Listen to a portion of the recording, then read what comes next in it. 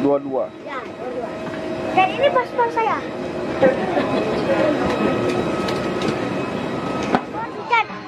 Hujan, aku akan tutup kuping pakai ini. So, apa tuh? Untuk biar nggak sakit kuping. Ini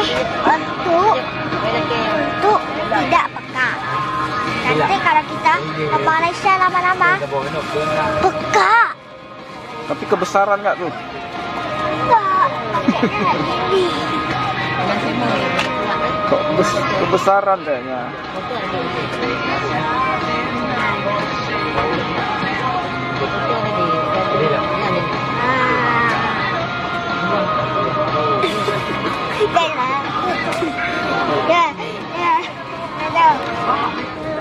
Oh, rupanya harus kecil kayak gini. Sini.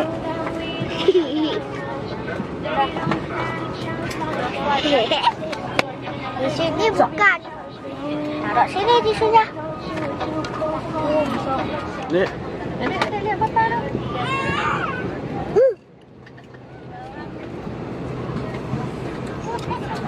Kok tisunya kok besar?